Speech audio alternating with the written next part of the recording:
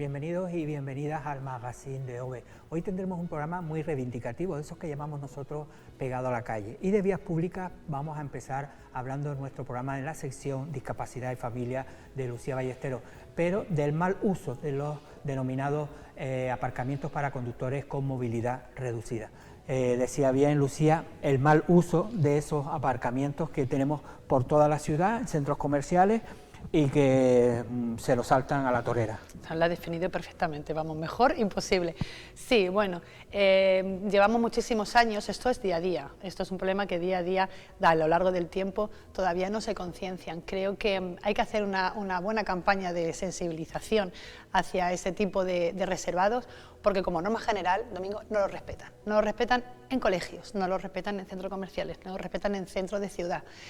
El problema radica en que cuando ellos van a aparcar con una persona que no es poseedora de una tarjeta, si tú eres poseedora de una tarjeta es porque tú tienes anteriormente un certificado de discapacidad que te da acceso a una tarjeta para estacionamiento específico.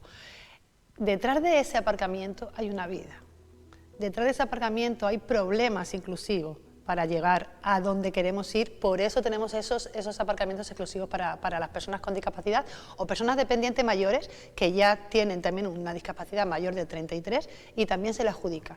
Entonces lo que se reivindica, Domingo, desde las familias, pues es el buen uso, el que entiendan la necesidad que tenemos y que entiendan que no es un lujo para nosotros. Es una necesidad para las familias. Vamos a empezar por el principio. Bueno, estamos viendo algunas fotografías, le hemos tallado las matrículas a los coches, sí, que, bueno, sí. Se lo hacemos por cortesía, pero bueno, en principio estamos viendo en cualquier sitio de la ciudad. Esto Mira, ese es uno de los colegios, el César Manrique. Y encima con la L, que en teoría se acaba de sacar el carnet de debería saberlo. Primero vamos a empezar, claro, el aparcar ahí necesitas una tarjeta, es decir, yo un día estoy cojo y digo, bueno, pues voy a usar ese coche porque ese aparcamiento, porque estoy cojo y me partió la pata, no puedo usar ese, es decir, para eso hay que sacar una tarjeta que la dan los ayuntamientos, claro, y tienes que justificar una discapacidad superior al 33%. Claro, evidentemente, eso bienestar social desde el Cabildo de Lanzarote, lo que te hace es, y con el Gobierno de Canarias, lo que te hace una revisión previa a darte la tarjeta de especial aparcamiento, pero para ello tienes que tener un certificado de discapacidad reconocido por médicos y reconocido una discapacidad, ya sea congénita, cognitiva, física, de la que sea, da igual, la que sea, mientras sea el 33%. Y lo que no puedes hacer es, como nos ha pasado muchas veces a nosotros, que llegan, ves aparcado y le dicen, no, mira, es que mi padre está mal. No, tu padre está mal, pero no tiene tarjeta. Es decir, que no es legal utilizar ese aparcamiento, si digo, no para tienes... circunstancias. No, es que voy a acercar a mi madre, que evidentemente tu madre no estás diciendo ninguna mentira, que tu madre puede estar mal, que está en silla de ruedas, pero si no tienes esa tarjeta validada por un ayuntamiento, no puedes aparcar en ese tipo de aparcamiento. No, y a mí me gustaría, igual que digo siempre lo malo, se reivindica un poco lo malo, voy a reivindicar también la parte familiar que se hace mal por parte de familias. Hay familias que poseen la tarjeta por un hijo, por un dependiente, y cuando no llevan a la persona que es la que tiene adjudicada la tarjeta, van y aparcan. No puedes. Claro, que esa es otra. Es decir, tú puedes tener una tarjeta para llevar a un familiar, pero no significa que tú vayas a comprar y utilices la tarjeta para eso, aunque tengas esa tarjeta y tengas ese familiar. Eso me duele más que cuando una persona ajena al problema aparca. ¿Por qué? Porque una persona ajena que aparca no sabe lo que tenemos detrás cuando al llegar a esa situación. Para yo llegar a un centro comercial, una familia, Domingo, hay un tiempo, son 2 horas previas de dónde voy, que tenga aparcamiento rápido, dónde voy, que mi hijo no se canse al llegar. No, es que parece fácil, pero no lo es. Y eso es con lo que la gente no se queda. Y cuando aparcan mamás, papás, o tíos, o tías, familias que saben los problemas que pueden causar a la persona que realmente viene con la persona que tiene adjudicada la tarjeta, aparcan, me duele más que cuando aparca una persona que no sabe lo que hay detrás de ese aparcamiento. Entonces es sensibilizar y tener claro que ni las familias, si no tienen una persona dependiente en el coche, no pueden aparcar, y las personas que no tienen adjudicada la tarjeta de estacionamiento para personas con movilidad reducida no pueden aparcar. Sí, yo sé que una cosa está claro que en las ciudades la falta, sobre todo en los centros, bueno, aunque estamos viendo que hay algunas zonas que hay aparcamientos y aparcas ahí también, que no tiene nada que ver, pero el hecho de decir, no, es que son solo 5 minutos, ¿no? Muchas veces decimos eso, no, son solo 5 minutos, dejas el coche, pero claro, esos 5 minutos puede que venga alguien, lo que tú dices, y ya te impide aparcar y tienes que irte de ese sitio. Es decir, en los 5 minutos es como si estuvieras 5 horas. Claro, ¿sabes qué pasa? Que esos 2 minutos para quien vaya a aparcar porque tiene prisa, porque es cómodo o porque piensa que... o hay veces que, de verdad, que a mí me sorprende que hay gente que todavía ni siquiera sabe a quién va destinado. Entonces, detrás de eso es, yo llego después de en casa estar 2 horas intentando averiguar dónde podemos ir, donde lo tengamos cerca, como te estaba diciendo antes, llegas allí, después de mucho barajar posibilidades, llegas y te encuentras el minuto o el café, no, es que era un café, no, un café no, y ahí te quedas tú, con la ansiedad, tu hijo enfadado, o tu dependiente, porque no tienen paciencia, porque no esperan, y porque no tienen por qué esperar. No tienen por qué esperar, y eso es lo que la gente no ve, el minuto y los 5 minutos, para las madres, para las familias, es un mundo, Domingo, y es lo que la gente tiene que concienciarse, no se puede aparcar. Que además hay otro problema que es la falta de ese tipo de aparcamiento. Yo creo que la ley pone unos 40... uno por cada 40. Pero eso no creo que se cumpla, me da a mí la sensación no. de que no se cumple en casi ningún sitio, ¿no? Habrá evidentemente en algún sitio que sí, que esa es otra, es decir, que encima hay muy pocas plazas para personas con movilidad reducida. Bueno, es más, en estos últimos meses el Ayuntamiento de Arrecife, tengo que decirlo, Domingo, porque ha querido quitar todos los vados genéricos. Los vados genéricos van destinados a cualquier persona que posea la tarjeta, independientemente de quién sea, llega, aparca, hace sus cosas en el centro de Arrecife y se vuelve a casa. No es privado con una matrícula, que solo puede aparcar o el coche que tiene la matrícula puesta, lo que es la placa vertical. No puedes quitarlos. Es que están quedando mínimos. Hay muchos que no están bien pintados y eso genera el que al final no podemos bajar a Arrecife tranquilos, porque aparte que no hay aparcamiento, ellos tienen el derecho de tener uno por cada 40. Y si encima quieren, quitarlos, ¿no? Lo que quieren dejar es en lo céntrico, cabildo, calle céntrica, ayuntamiento, no, en los barrios también tiene que existir. Claro. Porque yo voy a visitar a una amiga en Maneje, por ejemplo, y mi hija tiene que tener un espacio reservado para ella. Sí, que en los barrios lo que te obliga es que cada persona, por ejemplo, en tu caso, la tienes que solicitar de forma personal, sí. Es decir, delante de tu casa. Sí, con la matrícula. Claro, pero si hay un parque cerca, que hay también un montón de problemas para aparcar en los alrededores de los parques, en muchos barrios, sí. Ahí no hay aparcamiento. Bueno, yo que, por ejemplo, vivo en San Francisco Javier, yo no he visto ninguno hasta ahora, ¿no? A lo mejor es que no he caminado mucho, pero no me ha llamado la atención de encontrar uno público. ¿No? Es decir, las plazas, sí, los genéricos. Sí, son las aceras, te hacen los aparcamientos y ahí el primero que llega aparca. Pero no, es decir, no se fomenta tampoco el que haya por el resto de la ciudad, ¿no? Es lo que te digo, que si quieren quitar, en vez de cumplir con el 1 por cada 40, ya 1 por cada 40 ya es mucho. Sí, sí, claro. Y somos muchas personas, muchas familias que tienen dependientes en casa en Arrecife, en Lanzarote, que nos hace falta. Hace mucha falta, Domingo, porque créeme que te frustra como familia, terminas frustrada, porque ya no piensas en ti, pero ¿por qué le quitan un derecho a la persona que lo tiene adquirido? Mi familia tiene derecho, según le diagnostica una discapacidad, ya tiene derechos adquiridos. Uno de ellos es la tarjeta de estacionamiento. Bastante ya tienen, bastante ya sufre la familia día a día, bastante obstáculos nos topamos todos los días, como para que encima lo mínimo, que es un aparcamiento, que a mí me da igual caminar un poquito más, un poquito menos, que lo respeten. Es simplemente empatía.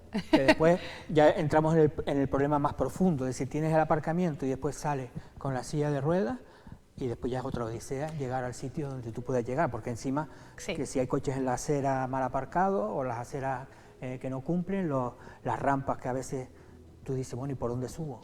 Eso es uno, o paso de peatones y dices, ¿por dónde cruzo? No, y además eso es una de las guerras. ¿Por qué? Porque, y no estamos hablando a nivel Lanzarote, a nivel estatal, la mayoría de las plazas reservadas no cumplen las medidas. Tienen que tener medida atrás para los coches o furgonetas que tengan adaptado la rampa de 2 metros de diferencia, porque si te aparco más no puedes sacar la rampa. El lateral también. En el lateral, a la persona que tiene una discapacidad y es conductor, no olvidemos que también hay muchos, abren la puerta y si no tienen la medida necesaria, que es 1,20, 1,30, tiene que bajar la silla, bajarse él en la misma carretera, o sea, poniéndose en peligro, tampoco cumplen. O sea, es que ni cumplen el 1 por cada 40, ni cumplen las medidas de atrás ni de adelante y ni siquiera el rebaje en las aceras, en la parte lateral, que es la que toca, que es la que al abrir por el lado lateral, bajas la silla y la bajas con seguridad. Y después está el otro problema, que si tú llamas a la policía para que te mande una grúa, yo creo que ahí en lo que estás esperando a que venga, mejor te vayas a otro sitio y aparques en otro lugar. Sí, la verdad es que... Bueno, primero que es complicado porque ¿cómo haces? Si estás en el coche, aparcas en doble fila, cometes una ilegalidad para llamar a la policía para que te venga la grúa y lo normal es que tarde media hora, una hora, si viene. Eso era antes. Antes sí te venía. Ahora sabes que, bueno, pues hay falta de efectivos y, bueno, ellos lo han hecho público, o sea que no es algo que yo diga por decir, y no vienen.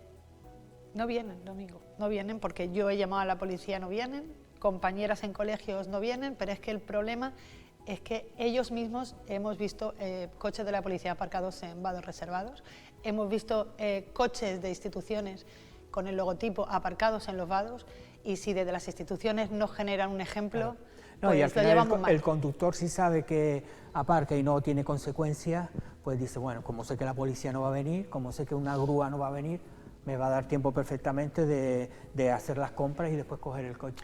Y sobre todo después eso, ¿no? Lo de la mala educación, ¿no? La poca empatía. Que tú dices, hombre, es que...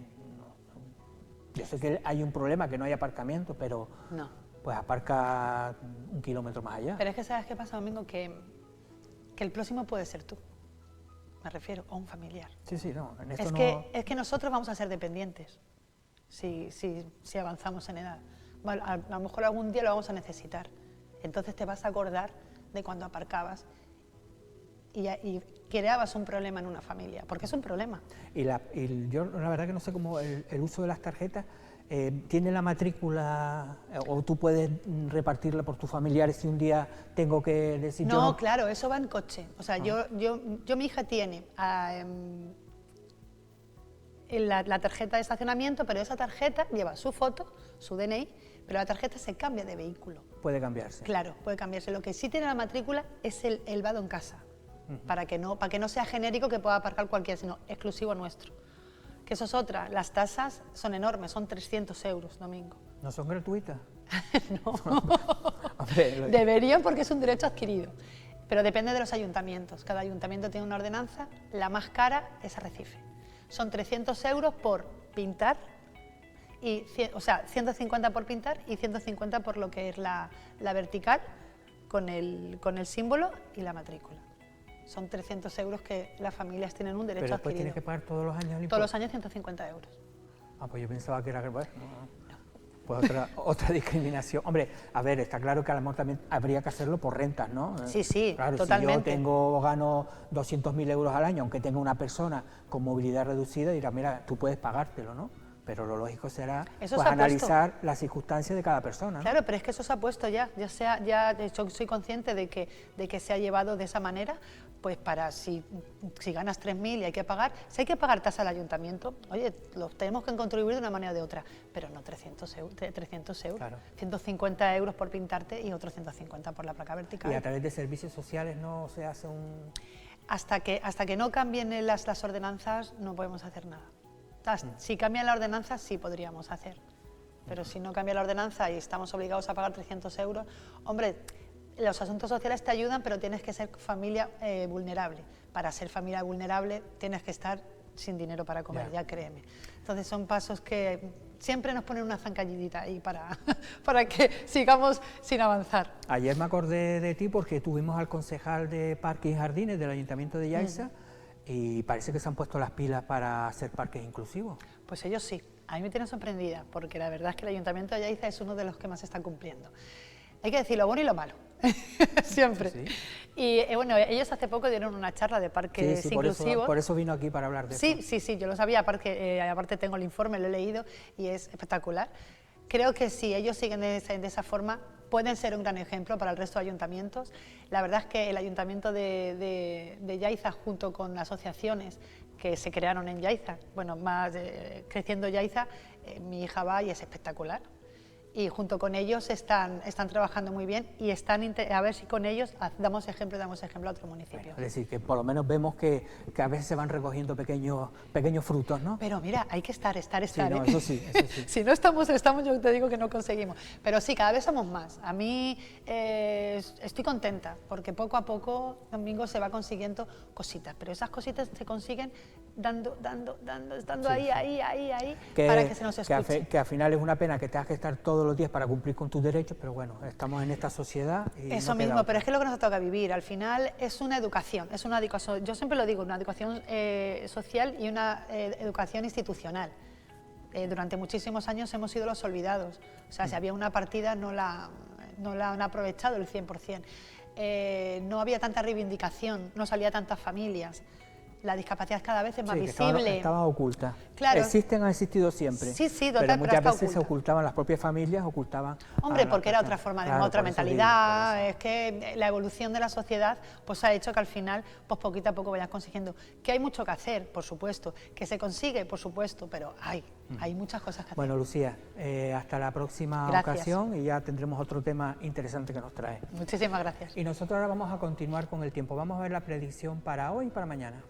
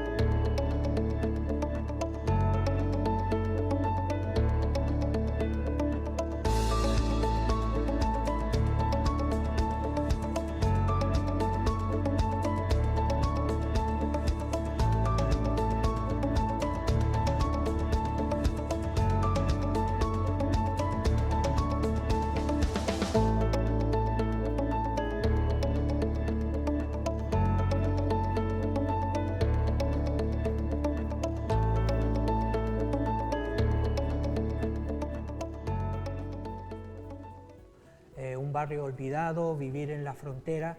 Seguro que si a muchos de ustedes oyen eso, la mayoría sabe que estamos hablando en Arrecife, por desgracia, del barrio de Argana. Y para cambiar ese estigma se ha escrito un libro, lo tengo aquí en mi mano, Argana Cuenta, escrito por José Luis Asensio, que lo tenemos aquí y vamos a hablar precisamente un poco de esa situación, de ese barrio olvidado, pero que yo creo que tenemos que hacer un esfuerzo para reivindicar y ponerlo como todos los demás. Digo bien, ¿no? Un barrio olvidado, vivir en la frontera, y ya dice todo el mundo Argana, por desgracia. Argana, ¿no? Por la parte bondadosa, la parte así un poco menos bondadosa y de doble filo, diría Afganistán. Exacto. Sí, que además hay una pintada incluso en el barrio y yo creo que se va a hacer hasta famosa. Pues sí, hay una idea, y además de la idea que hay sobre el barrio, dentro del barrio hay una especie de indefensión aprendida, es decir, que hay una especie de complejo de que efectivamente es un barrio problemático, cuando en absoluto ni mucho menos lo es, al contrario, ¿no? Esto es el libro es el fin de un proyecto que tú empezaste hace tiempo. Cuéntanos un poco para ponernos en antecedentes. Yo he realizado varios proyectos en Argana, además de que vivía en Argana, y siempre me ha llamado la atención, sobre todo por el nivel de abandono, ¿no?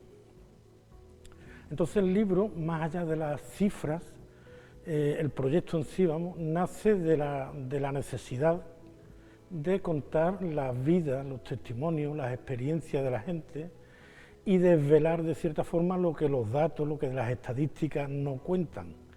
Es decir, entonces era sacar un poco a la luz cómo se vive en Argana una situación de ausencia absoluta de equipamientos, de recursos, de zonas de encuentro, una vida con un urbanismo que es más es gris, triste, no es pesado, no es un urbanismo que fomente el encuentro. Entonces, cómo se vivía, además, en ese barrio, donde en los últimos 15 o 20 años se habían multiplicado por 2 prácticamente, o por más, porque de 5 ha pasado a 10, 11, y además con una multiplicidad de nacionalidades que no había sucedido así, bueno, en ningún sitio de la isla, y yo creo que del Estado español, en pocos lugares sucede un crecimiento tan acelerado, ¿no? Entonces pensaba que era importante que la gente hablara cómo vivían eso. Y las distintas culturas, de ahí la idea, ¿no?, de cómo conviven distintas concepciones del mundo, de las relaciones, etcétera, con unas con otras.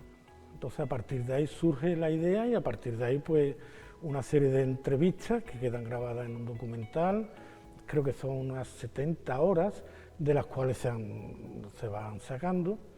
Y la idea del libro fue, por supuesto, expresar, difundir y recoger un poco todas las conclusiones o el trabajo y hacerlo de una manera, que es la intención, como quien está, o sea, que se lea con facilidad y como quien está caminando por el barrio, porque está puesto así el texto, la composición y demás, como quien está caminando por el barrio y te vas encontrando con gente y la vas saludando, ¿no? Es un barrio, un barrio que, decir, hablaba de 10.000 personas, el barrio más populoso de Arrecife, incluso si nos ponemos a comparar, tiene más habitantes que la Isla del Hierro, básicamente, pero claro, es un barrio que tú eres muy crítico con esa situación que se ha vivido, ya no solo en Argana, sino en la propia Arrecife, ¿no? Sí. Pero que al final se ha trasladado como todo lo malo hacia vivir ahí, ¿no? De hecho lo pones, ¿no?, en un barrio en los márgenes, ¿no? Esa frontera que ha habido entre, ahora todavía incluso más, con el tema de la circunvalación, todavía es una frontera incluso ya que la fija aún más, pero claro, es negativo, pero a la misma vez va creando un rayo de esperanza, ¿no? Claro, esto vino impulsado por el tema, por patrimonio, por la Dirección General de Patrimonio del Gobierno Canaria, que Nona cogió... Sí, que el prólogo de ella, de Nona Perera, la actual Directora General de Patrimonio, sí. Cogió el proyecto, lo vio, y la idea ahí es hacer una especie de síntesis de eso, del patrimonio cultural vivo. Porque claro, o sea, somos seres culturales y entonces somos seres artificiales desde que somos humanos gracias a la cultura.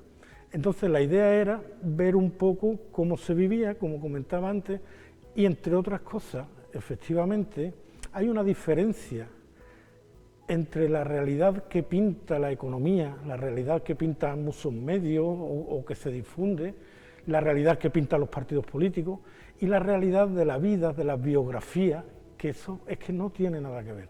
Es decir, nos hacemos imágenes, ideas de cosas a partir de una realidad de estereotipos, ¿no? Tú lo pones bien, es decir, no es un barrio de pobres, sino un barrio de necesidades. Claro. Claro, es decir, no es que viva en Argana, es que es un pobre, no, es una persona, una familia, como podría vivir en cualquier otro barrio de Arrecife, lo que pasa es que es un barrio que sí tiene muchas necesidades. Claro, porque si nos fijamos, equipamiento, en el 2010 yo dirigí en aquel momento el ciclo de Ciudad y Política del MIAC. Y una de las líneas que pusimos fue hacer un proyecto con maquetas en el barrio de Argana. Entonces, grupos del CEO, personas mayores y demás, habían unos 20, 25 personas, distintas edades, distintas condiciones. Creamos 5 o 6 maquetas con unos criterios intergeneracionales para hacer el parque. Es decir, no hay absolutamente nada, no es nuevo, y la desidia va generando una especie de conciencia colectiva de esa desidia y abandono, ¿no? Entonces, entre las conclusiones, una de ellas era cómo en el día a día la vida va por otro lado. Entonces, cómo se generan comunidades de apoyos que probablemente a partir en otros barrios, en otros núcleos y demás, o en otros segmentos socioeconómicos, no se dan. Es decir, yo muchas veces creo, y bueno, esto abriría otro debate, yo muchas veces creo que, y esta es la parte bondadosa a la que tú te referías probablemente, más esperanzadora, yo muchas veces creo que todo esto de la autoayuda y de las zonas de confort está hecho para una clase media, porque tú vas aquí y la comunidad, esa manera de vivir lo común, en el día a día, sin grandes abstracciones, es donde radica la esperanza, el apoyo, la tranquilidad, dentro, por supuesto, de la escasez y de que a partir de la pandemia se han empezado a vivir situaciones que ya se vivían antes, pero situaciones verdaderamente dramáticas, porque después hay una realidad socioeconómica. Sí, cuando decía que no es un barrio de pobres, pero sí hay muchos pobres, eso hay que decirlo, porque además parece como que entre los alquileres de otras zonas, servicios, pues al final vas empujando, ¿no?, a un sector de la población hacia ese barrio, ¿no? Así fue al principio, sí, así fue el crecimiento que tuvo, porque claro, además Arrecife tampoco tenía mucho por donde crecer, pero la realidad es que eso, ahora hay un montón de personas diferentes, diferentes que tienen unos vínculos de comunidad bueno, a través de lo que sea, de lo evangélico, de la etnia de la nación, de lo que sea, ¿no? Entonces los gitanos entre ellos, los senegaleses o los guineanos, la gente de Guinea, es decir, ahí hay unos vínculos de refuerzo que me imagino que era como antes, cuando desde Andalucía o desde Canarias se iba por ahí, está la Casa Canaria, y ahí es donde tú encontrabas siempre ese acomodo, ese colchón, esa seguridad. ¿No? En el libro hablas también un poco, te hace referencia a la última obra que se ha anunciado a bombo y platillo, que es ese parque que parece que estamos hablando, pues no sé, de la gran obra del siglo, pero es un parque, pero tú vas un poco más allá, ¿no?, en la necesidad de un proyecto integral para el barrio. No me hagas un parque aquí y dentro de 2 años me haces una calle allá, sino, es decir, aprovechar toda esa riqueza cultural del barrio, todo eso, para hacer un plan integral de lo que es, qué es lo que se quiere en el barrio, ¿no? Claro, es que hasta ahora Argana ha sido el caladero de votos. Entonces, claro, eso una vez pues te cogen y vale 2, 3, pero convocatoria tras convocatoria la gente se da cuenta de eso, ¿no? Es decir, quien de verdad quiera afrontar, porque yo siempre defendí un proyecto piloto, y para modificar ciertas realidades, o lo hace de una manera integral, o vas allí y pones un parque que te han pedido, pero que tú no sabes cómo tiene que ser el parque, de qué va, y que después además tiene que dinamizar el barrio. O sea, es que es una confluencia. Si tú vas y pones un parche, no resuelve nada, atacas un síntoma, pero después ahí sigue existiendo. Yo recuerdo de pequeño, yo era de los que partían los parques, y me acuerdo las primeras veces, pues los de hierro, estos de hace siglos ya, ¿no? Es decir, cualquier actuación tiene que tener en cuenta el tema educativo, el tema de la formación, el tema del deporte, la cultura entendida como yo la entiendo ahí, que es como generación de cultura. Sí, no de presentar un libro en el barrio de Argana. Exactamente, no como consumo de cultura, de ir al teatro, que también, sí, pero no como generación de cultura. Vamos a hacer el teatro nosotros, vamos a fomentar el desarrollo cultural, que al fin y al cabo es un cauce de expresión. Entonces, tiene que ver con el empleo, tiene que ver con el comercio, tiene que ver... ¿Qué ocurre? Que eso requiere imaginación, requiere valentía, y son dos cosas que hoy escasean. Sí, bueno, estás pidiendo mucho a los políticos, ¿eh? Claro, imaginación, valentía. Y además requiere una visión. No, todo el mundo habla, hay muchos tópicos que se repiten, y entre ellos el de altura de mira, pero cuando le comenta a alguien que tenga altura de mira, te dice, no, yo soy más práctico, yo soy más pragmático, ¿no? Es decir, no hay ni ganas. Creo que estamos en una especie de bucle de la gestión, y cuando nos metemos en el bucle de la gestión da igual que esté uno que esté otro, porque lo que hace es que se pone en manos de los técnicos, porque gestionar es dejarte llevar por los técnicos, no hace nada más. Y lo mismo va que yo vaya con el casco a abrir algo, a que vaya el otro que va ahí con el mismo casco y abrir lo mismo. Sí, además tenemos en Argana, tenemos incluso uno de los mayores despropósitos de Arrecife, que es el pabellón de deporte, que yo creo que hasta se contagió del propio barrio, ¿no? De ese desidio y de ese abandono, ¿no? Era lo que se quería, bueno, que además está creado con nada, prácticamente nada alrededor que tú puedas ir a hacer deporte a ese pabellón, es decir, unas canchas afuera, unos parques para tú pasear, para sentarte, para integrar el barrio, porque está hecho también un mamatrote allí que ni siquiera integra a nadie, sin aparcamiento, es decir, que ni siquiera lo que se hizo en ese momento integra al barrio. Nada. Es que yo creo que esto es uno de los grandes responsables de que no se hayan hecho nada más. Y además es toda una metáfora, claro, lo del pabellón es toda una metáfora.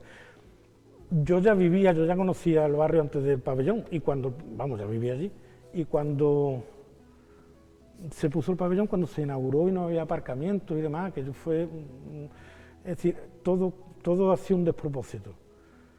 Pero después, es decir, es que forma parte de muchos despropósitos. También hay vecinos que han cogido y han pensado que aquello es suyo. Existe esta idea de lo público tan extendida, de que es el lugar donde yo me aprovecho, ¿no?, para mis intereses.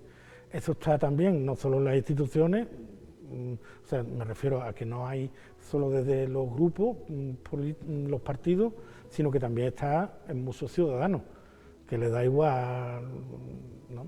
Entonces, hace un despropósito institucional, que son a los que acaban de pedir responsabilidades antes que nada. Y lo del pabellón, pues es toda una metáfora, vamos, más claro. Es que no hay otra cosa. Y además no se ha construido, hoy no se pasea, es decir, no hay lugares de encuentro. Los barrios diseñados o sobrevenidos, como se quiera que sea, la realidad es que se transita y depende de si eres hombre o mujer, hace un uso de lo público u otro, ¿no? Es decir, no está eso, y Argana está eso para no vivir. Bueno, y tenemos el libro, la verdad que recomiendo a la gente que lo lea, sobre todo a los de Argana, pero no solo. ¿Crees que hay alguna posibilidad de revertir esa situación? Tú que has estado allí, que te lo has pateado, que ahora has escrito, que has reflexionado, ¿crees que hay alguna posibilidad de revertir? Yo soy un pesimista ingenuo. Lo del pesimismo es que lo veo muy difícil. Y la ingenuidad es que confío todavía en la gente. Y confío en la gente y no tanto en las instituciones, ¿no? Porque las instituciones yo creo que están presas de sus propias dinámicas. Y todo lo que se salga de la gestión, pues da miedo, cuando no tiene por qué. Al contrario, si esto no funciona, vamos a hacer otra cosa, ¿no? Pero cuesta, va a costar, y además, porque sobre todo hay que volver a retomar, hay mucho descrédito, hay mucha apatía, y va a volver a retomar... La confianza, ¿no? La confianza. Bueno, no te preocupes, que queda poco para las próximas elecciones. Lo peor. Eso es lo ya peor que puede ocurrir. veremos excursiones de políticos hacia Argana, porque además Argana es uno de los recursos que utilizan todos los políticos de Lanzarote. Argana es el recurso para decir hacemos, y Argana es vamos a Argana, que es lo que... Pero bueno... Un ejemplo fue el Mamotreto, un ejemplo, pero otro ejemplo fue Argana Más Alta. Argana Más Alta era un rosario de actividades que no es lo mismo más alta que más harta, no, pero más o menos por ahí va, ¿no? Claro, es que se plantean las cosas en términos de actividades, y que no es que esté mal, pero es que no es eso. Si yo voy y pongo a los niños a dibujar, a 8 o 10 niños, a dibujar con pintura, eso está magnífico, pero es que eso no es solo, ni mucho menos. Entonces, claro, todo el mundo coge y va pensando que todo esto es una sucesión de actividades y ya está, y con hacer, que es que no es que esté mal, pero es que no es eso. Es decir, las esquinas, los caminos del agua, es decir, se han propuesto muchas cosas interesantes, y el despropósito es, primero, que no han sido capaces de ponerse de acuerdo. Segundo, que cada cual va a lo suyo. Y tercero, que no forma parte de un plan integral. Vamos a hacer los caminos del agua, vamos a fomentar el comercio, vamos a ver la formación juvenil, vamos a llevar allí, vamos a hacer... Sí, que cada uno va a lo suyo. Claro. El de comercio por un lado, el de turismo por otro. Y el de comercio se va, claro, es que nos vamos a lo que a ver, que está bien, ¿no? Es decir, mejor que vaya que no. Pero está claro que tiene que ser algo integral, claro, como lo dices en el Por eso yo creo que no va a cambiar gran cosa. Y la esperanza o la ingenuidad está en la gente. En la gente que, bueno, son los que todavía, pese a todo, la que está cayendo y demás, pues se tiran al mar a recoger, o en el día a día allí te dan lo que tienen, está contigo, te abre la puerta, es decir... Pues está. Nada, oye José Luis, encantado de que hayas estado con nosotros contando, nunca mejor dicho, al gana cuenta, y a ver si ese optimismo y esa ingenuidad, la ingenuidad sobre y ese todo, pesimismo ingenuo. Pues nada, gracias. Y ahora nosotros nos vamos a ver un vídeo. Cada vez más hay una tendencia a hacer turismo en la naturaleza. Hablamos de la red Natura 2000, que Lanzarote está dentro. Vamos a ver este vídeo del Ministerio de Transición Ecológica.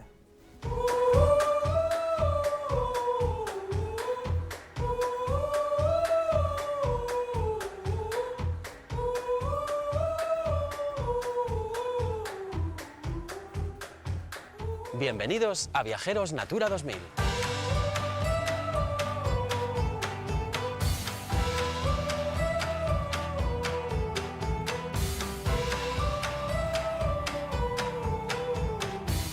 Un lugar donde descubrir las posibilidades que te ofrece el turismo de naturaleza sostenible. Descubre los espacios naturales que te rodean, cómo hacer un turismo responsable aprendiendo de la naturaleza y ayudando a su preservación y conservación. Seguro que tienes un paraíso natural mucho más cerca de lo que imaginas donde disfrutar todo el año.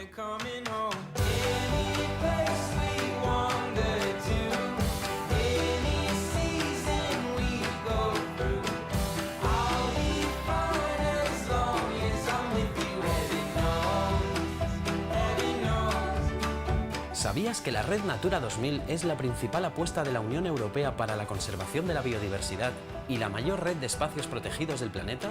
Gracias a su rica biodiversidad, España es el país que mayor superficie aporta a esta red, que está formada por las zonas especiales de conservación y las zonas de especial protección para las aves, es decir, CECs y CEPAS.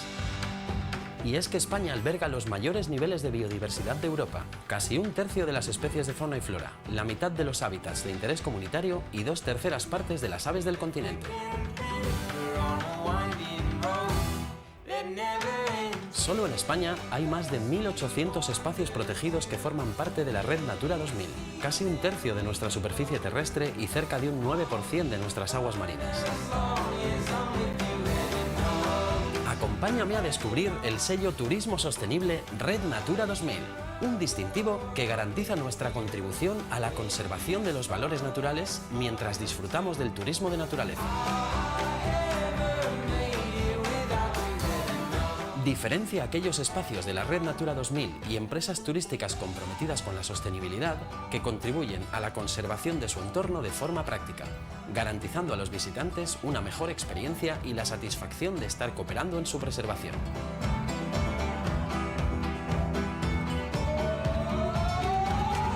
Disfruta y cuida la naturaleza. Busca el sello Turismo Sostenible Red Natura 2000.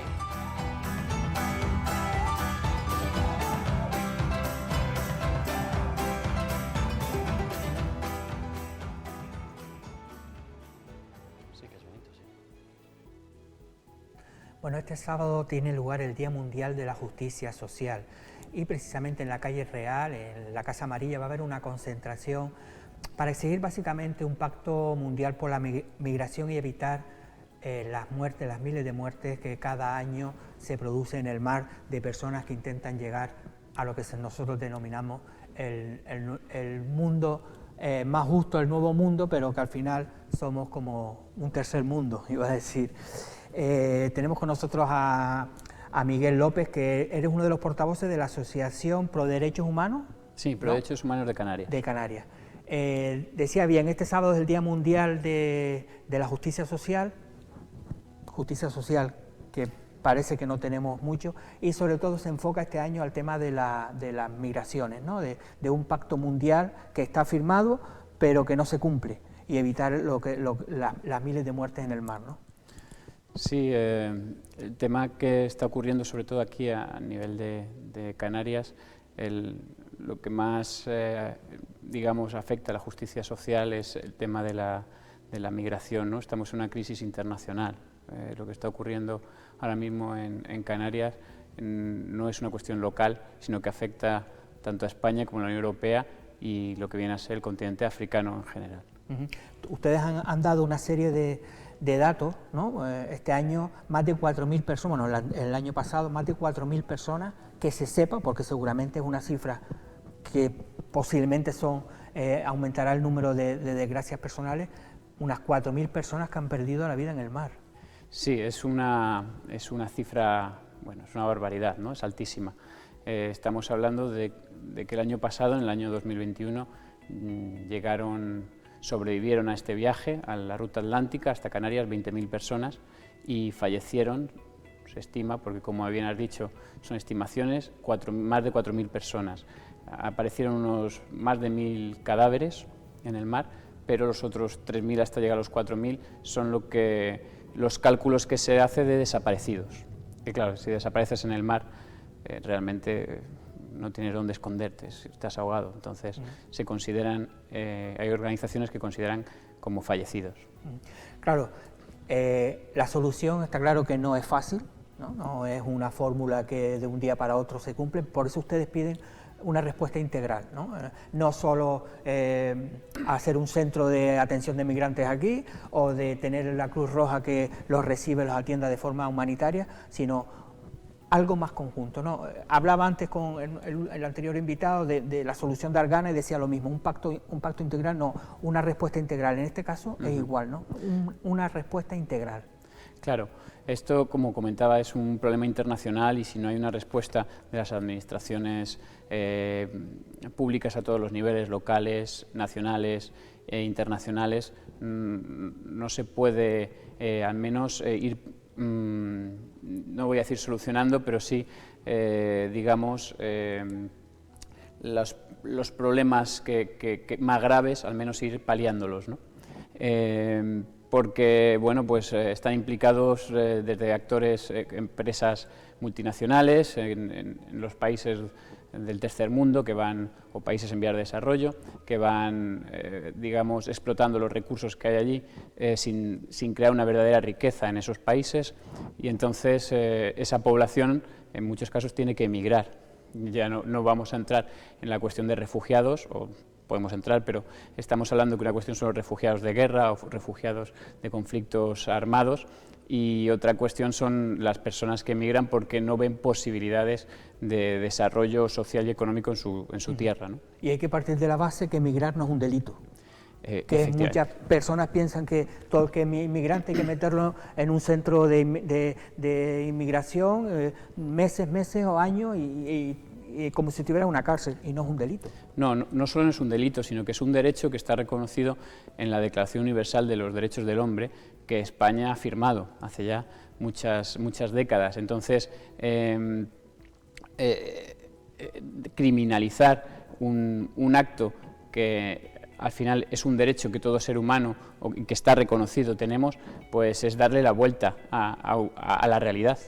Y ese es el problema, que algunos están sacando beneficios políticos de darle esta vuelta a lo que, bueno, pues es la libertad que todos los seres humanos tenemos a movernos libremente por el mundo, que al final es lo que las migraciones es un proceso natural que lleva ocurriendo desde que el ser humano es ser humano. O sea, el Homo sapiens empezamos en el continente africano y ahora estamos en todo el planeta porque migramos. Entonces, ¿en qué momento se decide que esto ya no ocurre, no?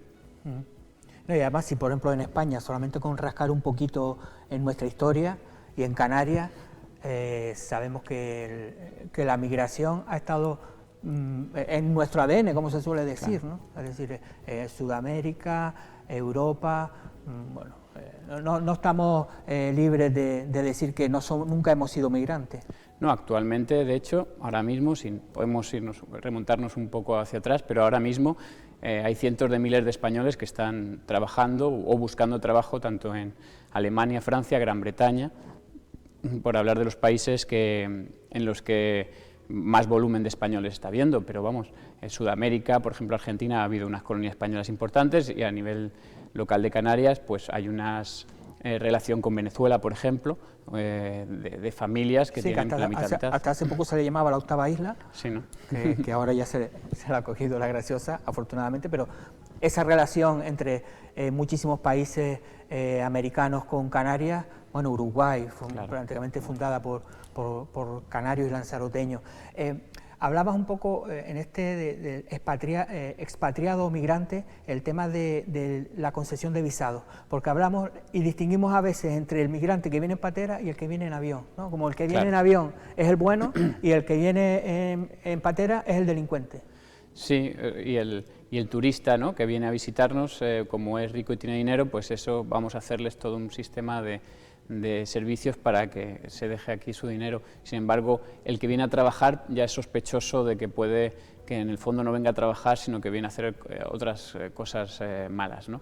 Esto es un sinsentido. O sea, los países que mejor están funcionando en la Unión Europea son países con altos niveles de inmigración. Por ejemplo, Alemania lleva desde los 70 con millones de personas provenientes de Turquía o provenientes incluso españoles, y le va bastante bien, no es un problema la migración. El tema es cómo se organiza, ¿no? Y de hecho, un dato creo que es importante señalar, que la gente que está llegando aquí a la ruta canaria, por la ruta canaria hasta las Islas Canarias, no quiere quedarse en Canarias, ellos quieren llegar a Francia, ni siquiera es una cuestión, la mayoría de ellos, ni siquiera quieren quedarse en España. Por eso digo que es una cuestión internacional, que ahí la Unión Europea tiene que invertir no solo dinero, sino también tiene que darle una vuelta a la realidad de cómo está afrontando esta cuestión migratoria, ¿no? Y después otro cambio que ustedes piden es el tema de la acogida de los menores de edad, que ahí también lo que se está haciendo ahora podría cambiar, además de repartirlo por otras comunidades, pero ya no solo es como una mercancía, ¿no? A ti te toca 20, a mí me toca 40 y los meto en un avión y adiós muy buenas, ¿no? Sino otra vez volvemos a lo mismo, ¿no? A una respuesta integral. Claro, sí. Según los datos que la semana pasada disponíamos, hay alrededor de 2.800 menores de edad que están tutelados por la Administración canaria. ¿Y por qué el resto de comunidades no asumen también esta responsabilidad? ¿Por qué el resto de países europeos no asumen esta responsabilidad?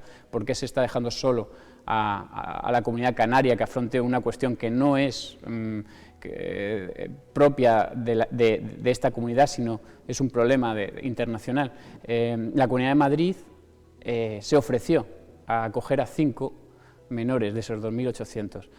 Es una broma, ¿qué está pasando, ¿no? ¿Qué manera, que la comunidad más rica de España por habitante, es que no es un problema de insolidaridad, sino de falta de aceptar la responsabilidad que tenemos en este mundo global, ¿no? En el que una acción de manera local puede influye de manera internacional, tiene consecuencias, ¿no? Lo que decías de las acogidas,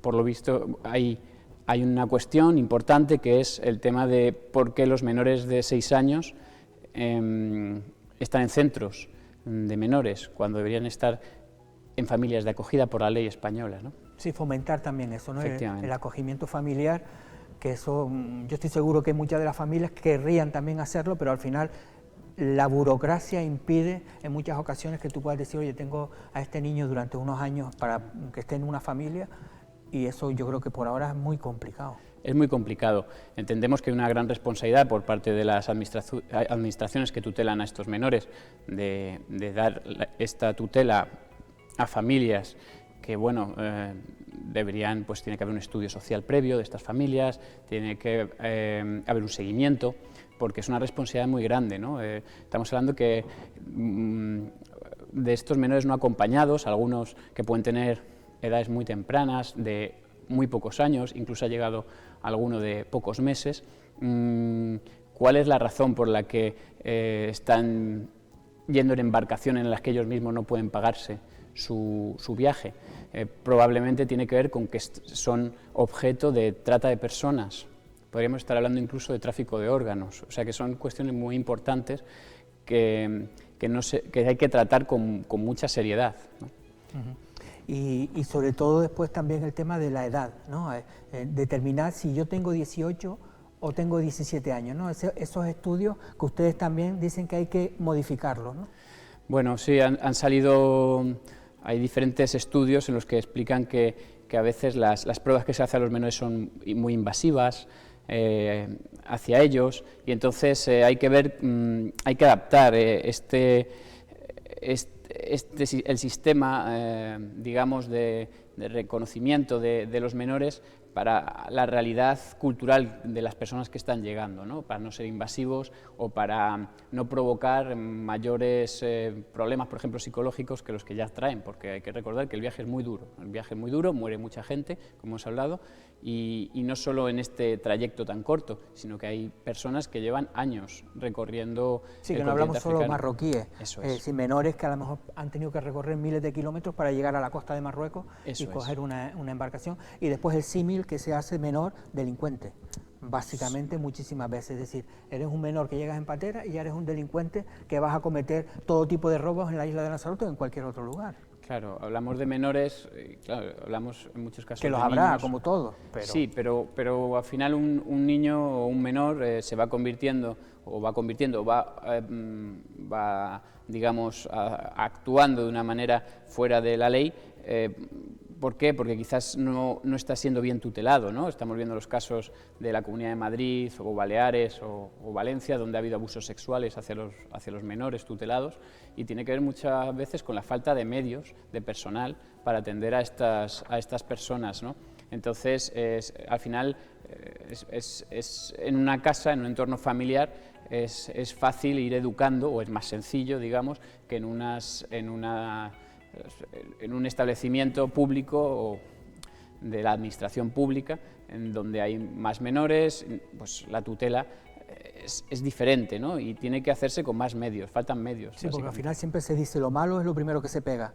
Si tú tienes un grupo de 20 personas y hay 2 que son malos, porque los tiene que haber en muchos sitios, al final la gente, los menores buenos, pues al final te vas contagiando de todo ese ambiente, ¿no? Sí, y luego que los casos de menores que hayan podido delinquir es un porcentaje ínfimo en relación al número de menores que hay realmente tutelados, ¿no?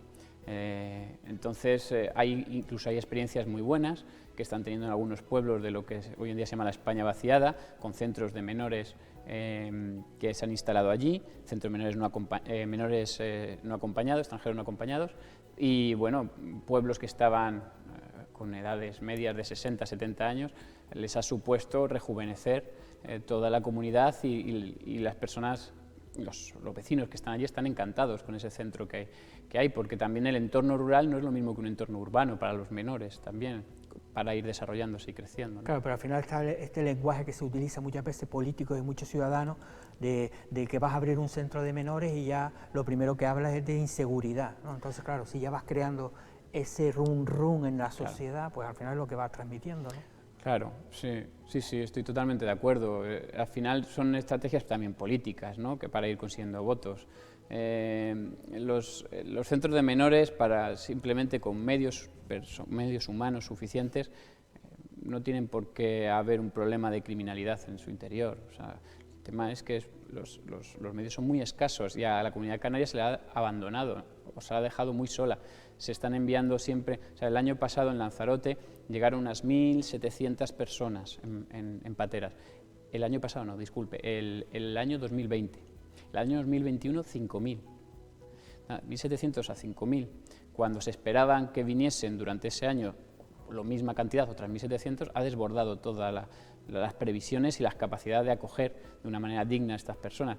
Pero ahí las autoridades tienen que estar más rápidas, tienen que estar más ágiles para traer más fondos, más material, porque al final estamos hablando de una cuestión de dignidad humana, que estas personas hay veces que no pueden darle ni unos zapatos para que se cambien, ¿no? Ya para ir terminando, presidente, hablaba de dignidad, el debate que se ha abierto en Arrecife con el centro temporal de inmigrantes junto a la comisaría, las naves que están yendo hacia San Bartolomé. ¿Cómo ves esta discusión política? Bueno, que mientras se discute no se soluciona el problema, porque hay igual que con el SIBE del norte, ¿no? Seguimos discutiendo que sí, que se va a poner, pero ya hemos del 2014 sin poner el radar del norte, ¿no? Entonces, a veces las discusiones sirven solo para ir avanzando en el tiempo y no ir poniendo los medios necesarios. Si está, desde luego la nave, que yo he estado en la nave, no reúne las condiciones mínimas de dignidad para el ser humano, no tienen duchas. Sí, eso yo que siempre digo lo mismo, a los que critican, digo, ponte una noche, ¿no?, a dormir allí en esa nave, ¿no? Pero es que cuando hay 300, 400 personas, como ha pasado, el olor es insoportable. Yo he ido con Cruz Roja a dar mantas y es insoportable lo que hay la gente está sufriendo, ¿no? Entonces, el centro de Arrecife que se quería abrir, pues si mejoraba las condiciones, bienvenido sea, porque al final estamos hablando de seres humanos que tienen que pasar 72 horas en un centro en las que, pues si no hay duchas, como es el caso de la nave, 3 días sin ducharse, gente que lleva de viaje cuántos días, ¿no? Niños, todos juntos, niños, madres, mujeres. Sí, los baños químicos estos que están en fila en la puerta. Eso lo veis, que a veces se desbordan y tardan días en limpiarlos, ¿no?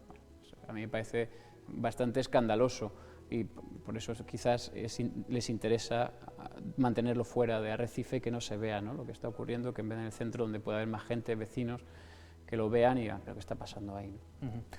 Oye, pues gracias por estar con nosotros. Recordamos, este sábado a las 11:30 frente a la Casa Amarilla, en el Cabildo, una concentración, un poco pues eso, para reivindicar pues una respuesta integral a este drama humano que estamos viviendo, ¿no? Sí, a las 11:30, como bien has dicho, en la calle Real. El lema es no más muertes en el mar. Es un lema muy sencillo que creo que es muy difícil posicionarse en contra, ¿no?, de que sigan muriendo gente, ¿no? Estamos hablando de una cuestión realmente importante, ¿no?, de un volumen. De hecho, me gustaría, para terminar, recalcar que la ruta atlántica, la Canaria, es la más peligrosa del mundo actualmente a nivel migratorio, donde más personas mueren en relación con las personas que llegan. Pues nada, lo que digo, gracias por estar aquí y abrirnos los ojos hacia este grave problema. Gracias a vosotros, Domingo, muchas gracias. Bueno, y hasta aquí ha llegado nuestro programa de hoy. Hemos querido hoy, la verdad, con los diferentes temas que hemos tratado, aportar un pequeño grano de arena para tener un mundo más solidario. Así que a ver si entre todos lo conseguimos. Hasta el lunes que viene y sean felices.